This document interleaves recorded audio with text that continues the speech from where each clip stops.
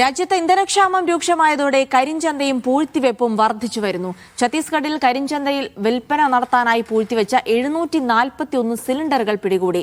102 ഇടങ്ങളിൽ നിന്നാണ് സിലിണ്ടറുകൾ പിടികൂടിയത്. പൂഴ്ത്തിവെപ്പ് തടയാൻ ഉത്തരേന്ത്യൻ സംസ്ഥാനങ്ങളിൽ വ്യാപക പരിശോധന തുടരുകയാണ്.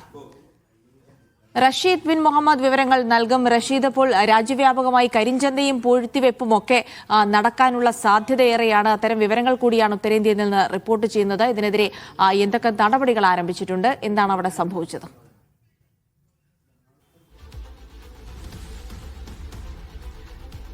ജിൽസി, രാജ്യത്ത് ഇന്ധന പ്രതിസന്ധി രൂക്ഷമായതിന് പിന്നാലെ കരിഞ്ചന്തയും അതോടൊപ്പം തന്നെ സിലിണ്ടറുകളുടെ പൂഴ്ത്തിവെപ്പും വ്യാപകമായി തുടരുകയാണ്. ഉത്തരേന്ത്യൻ സംസ്ഥാനങ്ങളിലൊക്കെ തന്നെയും വ്യാപകമായിട്ടുള്ള പരിശോധനകൾ ജില്ലാ ഭരണകൂടത്തിന്റെയും പോലീസിന്റെയും നേതൃത്വത്തിൽ നടക്കുന്നുണ്ട്. ഇന്ന് ഛത്തീസ്ഗഡിൽ രാവിലെയുണ്ടായിട്ടുള്ള പരിശോധനയിലാണ് 741 സിലിണ്ടറുകൾ പിടികൂടിയതുമായി ബന്ധപ്പെട്ടുള്ള വിവരങ്ങൾ പുറത്തു വന്നിട്ടുള്ളത്. സംസ്ഥാനത്തെ 102 ഇടങ്ങളിൽ നടത്തിയിട്ടുള്ള പരിശോധനയിലാണ് ഇത്തരത്തിൽ സിലിണ്ടറുകൾ പിടികൂടാനായിട്ടുള്ളത്. വാണിജ്യ സിലിണ്ടറുകളും ഗാർഹിക സിലിണ്ടറുകളും അടക്കം പിടിച്ചെടുത്തിട്ടുണ്ട് എന്നുള്ളതാണ് ഇപ്പോൾ ജില്ലാ ഭരണകൂടം വ്യക്തമാക്കിയിട്ടുള്ളത്. അതേസമയം മറ്റു സംസ്ഥാനങ്ങളിലും സമാനമായിട്ടുള്ള രീതിയിൽ പൂഴ്ത്തിവെപ്പ് തടയാനുള്ള ശ്രമം ജില്ലാ ഭരണകൂടത്തിന്റെയും പോലീസിന്റെയും ഭാഗത്ത് ഉണ്ടാകുന്നു എന്നുള്ളതാണ്. ഒഡീഷയിൽ 92 സിലിണ്ടറുകൾ പിടികൂടിയിട്ടുണ്ട്. അതോടൊപ്പം ഡെറാഡൂണിൽ ഇന്ന് രാവിലെ 38 സിലിണ്ടറുകൾ പൂഴ്ത്തിവെച്ചത് കണ്ടെത്തിയിട്ടുണ്ട്. ഭോപ്പാലിൽ 600 സിലിണ്ടറുകൾ കഴിഞ്ഞ 2 ദിവസത്തിനകം പിടികൂടിയിട്ടുണ്ട് എന്നുള്ളതാണ് പോലീസ് വ്യക്തമാകുന്നത്. എന്തായാലും കഴിഞ്ഞ ദിവസം ഈ വ്യാപാരികളുമായും അതോടൊപ്പം തന്നെ മറ്റു മേഖലകളിൽ പ്രവർത്തിക്കുന്ന ഹോട്ടൽ ജീവനക്കാരുമായും ഒക്കെ തന്നെ കേന്ദ്ര സർക്കാർ നിശ്ചയിച്ചിരുന്ന 3-അംഗ സമിതി യോഗം ചേർന്നിരുന്നു. ഇവരുടെ പ്രധാനപ്പെട്ട നിർദ്ദേശമായിരുന്നു ഇത്തരത്തിൽ പൂഴ്ത്തിവെപ്പ് തടയണം